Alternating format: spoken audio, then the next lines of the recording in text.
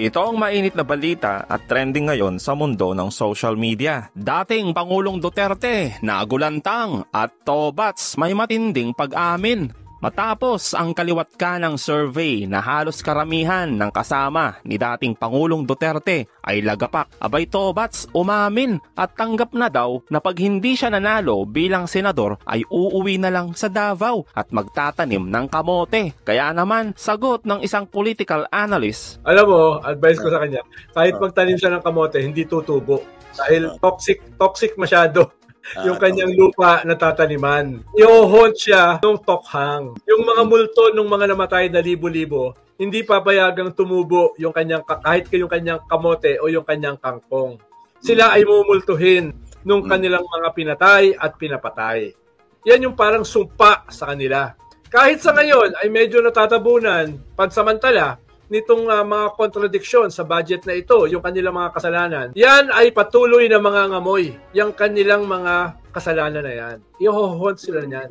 Huwag silang maniwala na sila ay makakalimutan. No? Hindi yan makakalimutan. No? Iuukit natin yan. Iuukit natin yan sa kasaysayan bilang isa sa pinakamadilim na bahagi ng ating kasaysayan. Huwag natin kalimutan ay patuloy ang aggression sa ating teritoryo ng China. Baka makalimutan natin yan. Habang nagkakagulo tayo dito, nagko-consolidate sila ng kanilang mga artificial islands para i-occupy yung ating territory. Huwag natin kalimutan yun. Baka makalimutan uli. Samantala, ngayong bagong taon ay halos nakahanda na ang Kamara para sa naaamoy na impeachment ni VP Sara. Abay Pangulong Duterte, nagulat dahil maraming bumabaliktad. Kaya ito'y nakikiusap na bantayan ang Vice Presidente na inaapi at binabalahura ng gobyerno ni Marcos. Kaya buwelta ng isang abogado, bantayan natin si Inday. Binubugbog, inaapi nila. Taawa ng Diyos, sa ikatlong pagkakataon naming pagtayo dito, si Inday na ang inyong presidente. Umaasa pa rin si Digong. Ang tingin nila, ang nangyayaring ito kay Sara ay siya pa yung biktima? Siya yung biktimang naaapi? Sa ginawa ninyo Duterte sa bayang Pilipinas, kayo pa ang may ganang magsabi na si Sara ang inapi? Panahon na presidente ka, Digong, ilan ang napatay? Hindi mo pinagsisisihan yon sa pagdinig sa Kamara. Ang sinasabi mo, walang mali sa ginawa mo. At si Sara Duterte, pinapanagot siya, pinagpapaliwanag siya. Sa garapalang paglulustay ng pera ng bayan, siya pa ngayon ang inaapi. Ang inapi dito ay ang bayang Pilipino. Pero si Inday Sara, kung makapaggastos ng pera ng bayan, ay parang wala lang. 11 days, inubos ang pera ng bayan, 125 million, 11 days, Digong. Sasabihin mo, inaapi. At kung totoo na inaapi si Sara Duterte, bakit bagsak na bagsak siya ngayon sa survey? Ibig sabihin, namumulat na ang taong bayan. Akala ninyo, naaawa sa inyo ang mamamayang Pilipino? Hindi. Ang naaawa sa inyo, yung supporters nyo. Yung iilan na lang na supporters nyo. Yan ang totoo kahit papano. Sa ngayon, sinusuka na ng mga Pilipino ang Duterte.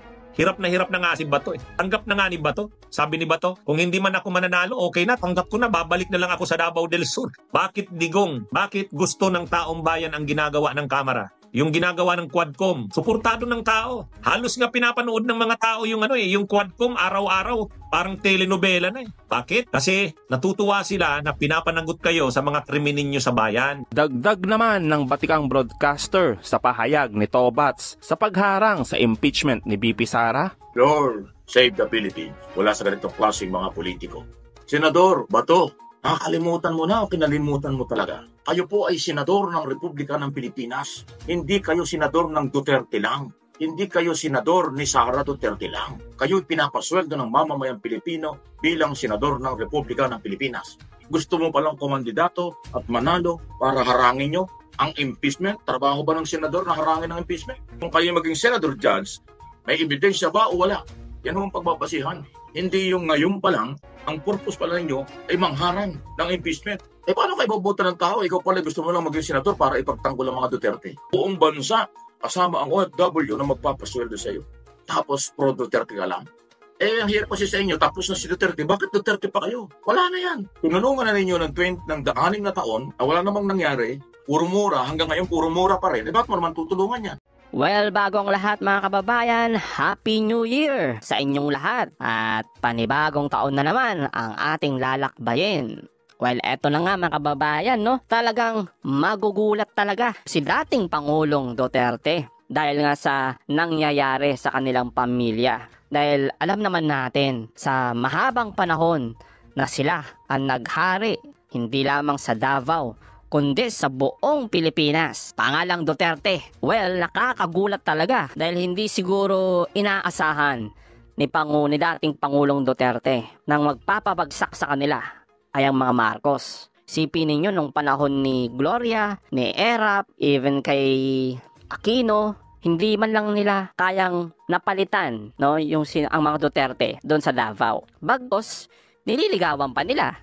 Isang best sample dyan, kay Mar Rojas, di ba? Niligawan nila ang Duterte. Dahil talagang magaling Magaling po talaga si Duterte pagdating sa politika. Pero yun nga, siguro talagang hindi niya natansya. Naging minaliit lang ang mga Marcos. Hindi nila akalain na ganito pala kalakas ang mga Marcos, na ang pamilya Marcos ang magpapabagsak sa kanila. At pamilya Marcos din ang naging susi para mabuklat, makalkal itong mga kabalbalan na di mo na pinaggagawa nila sa kanilang pamumuno. Hindi lamang sa Davao, kundi itong nakaraang 6 na taon na panunungkulan ni Duterte. Ito nga yung ginagawa ng Quadcom. At alam naman natin na gumawa na sila ng isang recommendation na kasuhan itong grupo ni Duterte. Samantala mga kababayan, itong mga nangyayari sa mga Duterte ay nagkakaroon ng refleksyon dito naman sa mga kanyang mga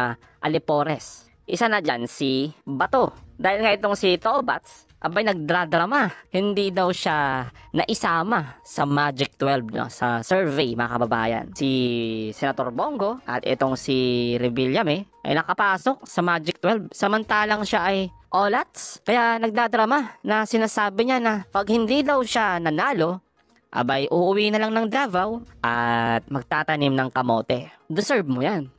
Deserve mong matalo. Bakit? Halatang halata kasi na ang pinoproteksyonan mo ay interest ng mga amo mo, hindi interest ng mga Pilipino, na pinagtatanggol mo ang mga Duterte, lalo na sa usapin ng impeachment. Isa kang senador na sana ikaw ay magiging patas sa oras na magkakaroon na ng paglilitis tungkol sa impeachment ni Inday Sara. Mantakin mo na sabihin mo na pag wala na kayo dyan sa Senado, wala nang magtatanggol kay BP Sara tungkol sa impeachment, hindi ba dapat maging patas ka? Sa atin naman po mga kababayan, lahat naman tayo may bias. Pero ikaw bilang isang politiko na niluklok ng mga Pilipino, abay sana gawin mo naman yung nararapat para sa amin. Kahit hindi ka namin binoto, ikaw yung senador namin So pagsilbihan mo kami. Pero bakit ganon? Ang pinagsisilbihan mo, mga Duterte lang. Halatang halata yan nung nagkaroon ng issue itong si Kibuloy. O nagpatawag ka ng hearing in aid of legislation. Ano nangyari? Wala naman nangyari dun sa hearing mo. Ang nangyari lang dun, nalaman namin na hindi naman para sa amin yung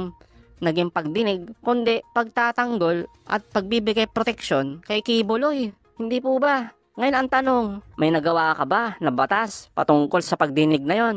Kagalang-galang na senador. Kung meron man, edi maganda. Kung wala, abay, nagsayang lang tayo ng pera ng bayan dahil lang sa walang kakwenta-kwentang pagdinig na yan. Alam nyo mga kababayan, wala namang problema kung isa kang maka-Duterte, isa kang maka-Marcos, o anong kulay ka pa.